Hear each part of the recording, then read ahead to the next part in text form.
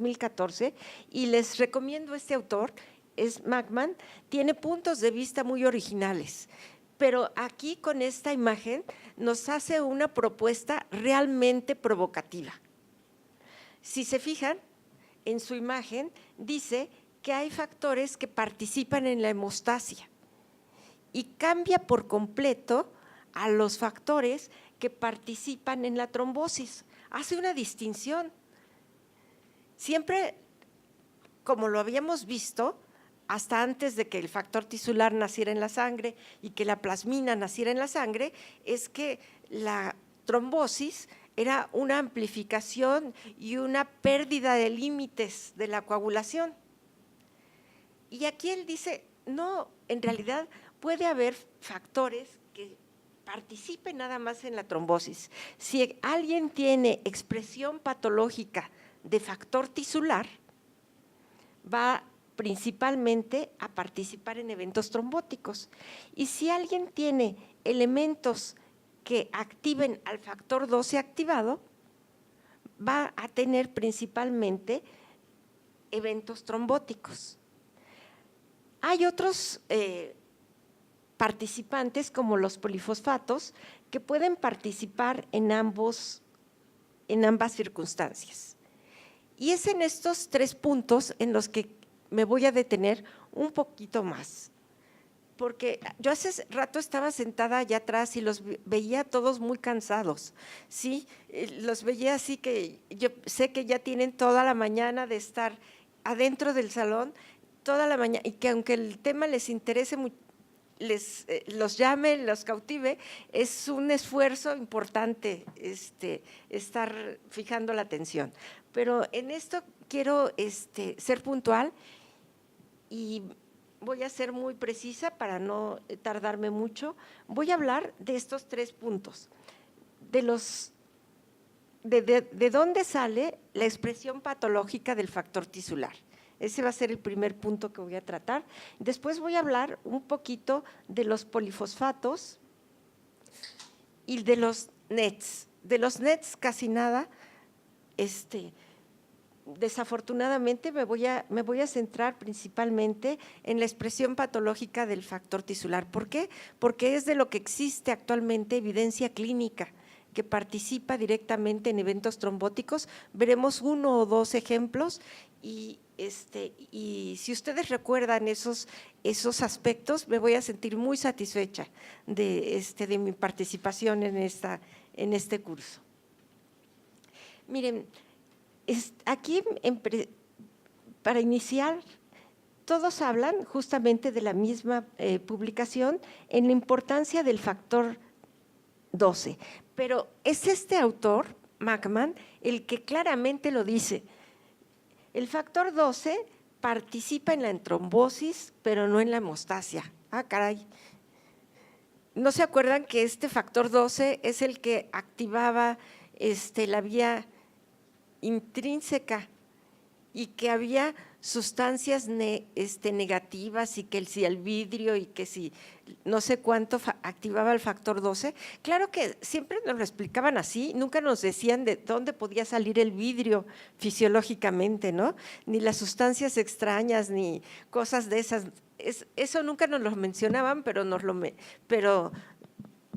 más bien no nos lo explicaban, pero sí nos lo mencionaban y nos lo hacían énfasis. Bueno, entonces, con esta frase tan provocativa de Makman, dice que el factor 12 en realidad lo activan fisiológicamente los polifosfatos, los NETs, que son extensiones de los neutrófilos, y el factor tisular. Y el factor tisular que nace en la sangre y que justamente viene en las microvesículas. Con esto de micropartículas, unos le dicen micropartículas, otros microvesículas. Yo le decía antes siempre micropartículas para no estar en problema, pero me corrigieron y me dijeron que no eran micropartículas, eran microvesículas. Si ustedes lo leen, van a encontrar que se les llama de las dos formas. Bueno, entonces los polifosfatos, los NET y las microvesículas con factor tisular contribuyen al desarrollo de trombosis y contribuyen a través de la activación del factor 12. Aquí salen las sustancias negativas, que no es vidrio ni que son tierras raras ni cosas así, sino que son componentes fisiológicos de las células. Y ahorita digo por qué son estos componentes.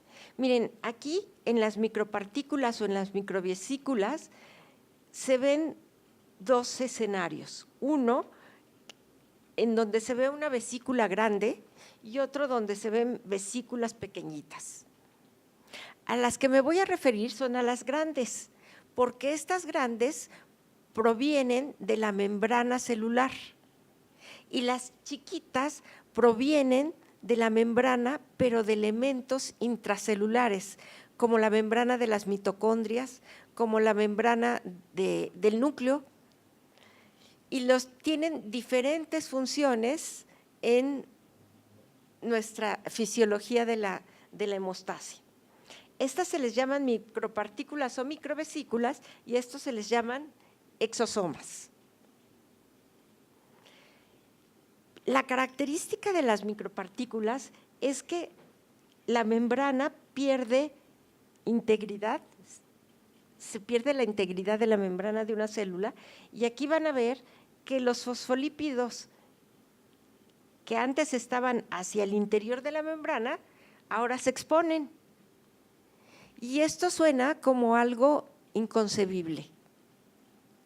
¿Cómo fosfolípidos cargados negativamente van a estar expuestos y van a estar circulantes?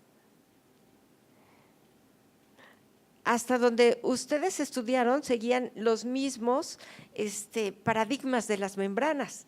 Los fosfolípidos cargados van hacia adentro y los fosfolípidos que se exponen no pueden circular. No pueden circular, ¿por qué? Porque justamente pueden activar y pueden dar señales que no serían convenientes para la fisiología, principalmente de la hemostasia. Sin embargo, sabemos que ocurren. Si ustedes recuerdan, cuando nos explicaban la coagulación, no sé si algún momento escucharon esto, la coagulación, las plaquetas ofrecen sus fosfolípidos que, ojo, tienen carga negativa, y a ella acuden, siempre nos ponían un ion calcio, ¿no? ¿Y de dónde sale ese calcio? ¿Por qué? Ese calcio está presente en los factores de la coagulación que se sintetizan en el hígado, que tienen dominios de gamma carboxiglutamato y que portan un calcio en su estructura. Entonces, ¿cómo saben los factores de coagulación dónde tienen que reclutarse para empezar las reacciones de hidrólisis parcial? Por los fosfolípidos de las plaquetas. Cuando se activan las plaquetas en la primera imagen que vimos, allí se están activando y están ofreciendo sus fosfolípidos para que vengan y se recluten los factores de la coagulación, se reúnan, se concentren y empiecen las reacciones de hidrólisis parcial. Viéndolo desde esta perspectiva, si aquí la membrana va a tener también fosfatidilcerina negativa y fosfatidil-etanolamina negativa, son superficies a donde no hay ningún daño endotelial, pero ni hay precisamente plaquetas activas, pero sí hay fosfolípidos que pueden estar favoreciendo esta acción de reclutar a los factores de la coagulación. Y si además estas vesículas traen factor tisular, pues entonces aquí ya tenemos todos los componentes y elementos para iniciar la coagulación o para iniciar una coagulación que va a perder las tres características, ¿sí las recuerdan? De las características que tenían que tener las reacciones para hacer una actividad fisiológica. Uno era autolimitarse, otro autolimitar en su tamaño, en su permanencia y en la magnitud, ¿no?, de la reacción al estímulo que las ocasionaba. Entonces, no sé si hasta aquí vaya todo claro. ¿Sí? ¿He sido clara en las? Porque, ¿cómo se forman? Bueno, se pueden formar justamente por incremento de ion calcio en el interior de las células, o se pueden formar porque las células que entran en apoptosis pierden también la integridad de la membrana. Entonces, se pueden formar por estos principalmente dos mecanismos, pueden, por lo tanto, llegar a otras células y directamente fusionarse con la membrana de otras células o reconocerla a través de receptores, porque algo muy importante que tienen es que llevan todos los componentes de la célula parental. O sea, la célula parental que los formó hace vesiculitas en donde llevan todo lo que tenía su antecesor. Y siempre me he referido a células, pero no he dicho de qué células hablo.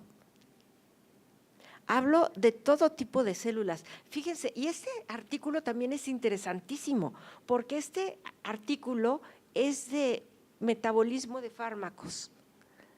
Y lo que nos muestra es que las células del tejido hepático pueden formar vesículas que llevan enzimas que metabolizan fármacos y que entonces circulante podemos tener vesículas que favorecen el metabolismo. Ah, caray, eso todavía suena, pero miren, no nada más de tejido hepático, de muchos otros tejidos, prácticamente todas las células pueden formar